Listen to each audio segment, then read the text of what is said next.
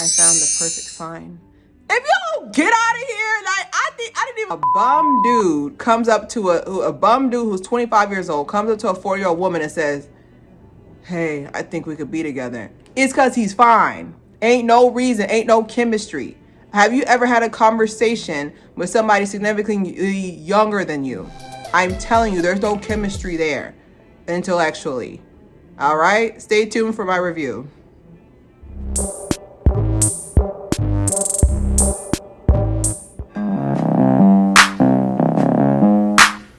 All right, welcome to another episode of Claire here. Today we're going to be reviewing The Perfect Find or The Perfect Pretty Privilege. I'm going to go into the cons first, then the pros, because that seems kind of rude. First of all, I have down here at Black, don't crack. Is Gabrielle Union supposed to be 40 in the movie? Keith Powers looks like he's about 25.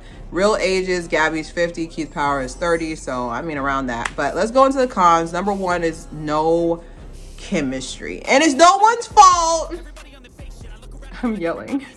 It's no one's fault, but there's no chemistry. Like, I don't feel like I have more chemistry with my bed. Like, it gets steamy in there. Like, okay, that sounded wrong, but I'm just saying, like, there was no chemistry. It felt very rushed. And like I said before, with the going up to her and being like, "Hey, we could be." I'm not kissing you the first moment I meet you. I haven't met a person fine enough for that. I'm sorry. Even if they were, it's just like, I don't know you. You are a stranger. Like, that's number one.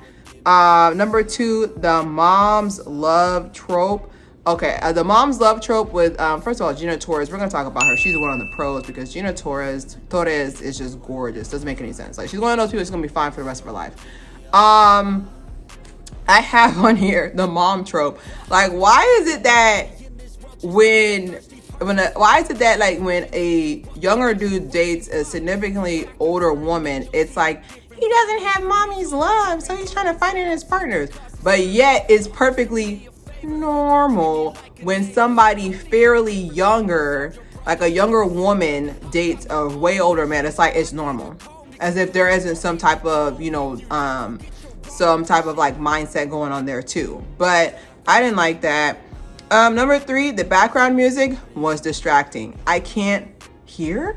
And I know what type of vibe they're trying to go for. Like, it kind of reminds me of She's Gotta Have It. Like, they would have like artistic pieces put throughout the series or throughout the episode. So that made sense to me. At least that would make more sense to me that would happen. But there was just a lot going on. Like, I feel like there was just like a lot going on, and I think I was more irritated with the fact that like they weren't really trying to incorporate it. It was just like jazz. Like, I was like, all right. Maybe because I'm getting older, I promise you, once you get into your 30s, like, loud noises piss you off. I'm so sorry for the people who I just yelled in y'all ear on the headphone. But like, it just gets so annoying. That's number one. They didn't have the pace for the love to develop. It was just like they met at a party. It's just like, you think I love you? You don't even know his Scorpio. Like, you don't even know if he's a Scorpio. You don't know his moon rising. You just in love at first sight. You don't even know his credit score. You're just in love with him at first sight. Like, and I know some people said it's supposed to be a rom-com. I was like, I didn't cackle at all. That was also a con. Like, even though they had Godfrey on there, like, I did not cackle at all. Like, I think I smirked here and there, but there was nothing that was like, oh my God, that was so funny. Like, there was no pieces like that. It was just a lot of like, I'm watching this to support the melanin, but I'm also confused. Confusion.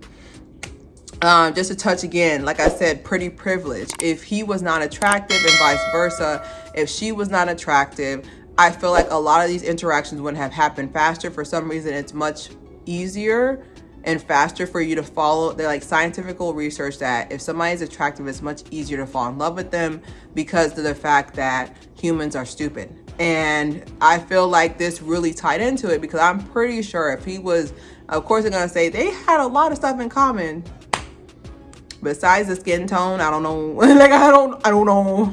But there was a lot going on that I didn't particularly like with the pace of it. And then I also didn't like that there was a baby mama narrative. And I know some people are going to sit there and say, they found love. I was like, I feel you, but I don't want another movie. And I feel like it's more, I feel like I can see it being more of like a kick in the face because, you know, a couple of years back, it's just not the same story, parallel story, when Keisha Cole, I believe, got allegedly pregnant by an alleged someone who was younger than her. And I feel like she got a lot of, you know, I'm trying to say vitriol for doing that. And I feel like there was like a lot of people who kind of can see that from this movie as well, no matter how fine the actors are, which they are both very attractive. But this is the last con, and we're gonna get into the pros since we're at the halfway mark. I have the cheesy part because spoiler, or y'all wouldn't watch this route, but the end of the movie, she's just like, what'd you find when you were doing this? I found the perfect find. If y'all get out of here, like I didn't even I know this is a yellow themed episode, but it's too cheesy for me. It's giving cheese, it's giving provolone, it's giving fettuccine, like it's getting feta cheesy, like it's not doing what it's supposed to do. Like that was like the most cringe. Like that was, to me, that was like the most cringy part when I was just like, sorry, I'm getting my thumbnail. But like there was like that was like the most cringy part to me. Like I still don't understand that. Like to this day, like I'm still irritated by that because like I took that personal because I hate cringe. I hate I hate like cringy stuff. I hate like awkward stuff. So we're gonna go into the pros. So number one pro is realistic how 25-year-old men act. So later on in the movie when he found out that he is expecting a child, he started showing that 25-year-old started coming out. And I was like, thank you. Because my issue is when you'll sit there and make it seem like when you're dating somebody who's younger, like it just absolves them from their age group. I was like, no, they still 25. And I mean, I still feel like I'm mentally 25 because, you know, so much stuff has happened. But I feel like 25 wise, like I truly feel like his 25-year-old self started their 25-year-old self definitely started doing their thing, you know, like with him saying like, oh, I want to go public with our relationship, not knowing that would like kill her career, or you know, the relationship with, I don't know, her boss, who is his mother.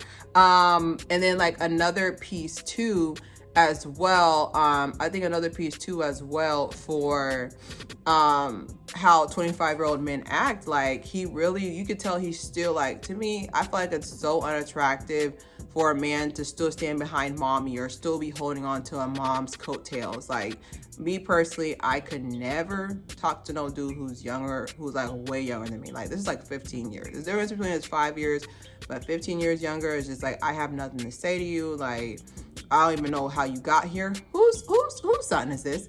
Like, because there's nothing to talk about. You still don't have that level of backbone that I would require someone who wants to lead a family I want to be part of to have. I have the fashion as one of the pros. Like Gina Torres, like she was just eating the girls up. The twins were really cute. A lot of the fashion that Gabrielle Union was wearing, you could tell was couture, but very ready to wear. Like there's a lot of pieces that I personally would wear, but once again, some of these fashion movies don't be making any sense because they'll be wearing certain stuff and I'm just like, I can't wear that to work. Like what the, like some of these outfits, I was like, you make it sound we could just pick up and wear this to work. We can't wear this to work. Like I want to say not Versace. It's one of the other ones. Stella McCartney, or not Stella McCartney.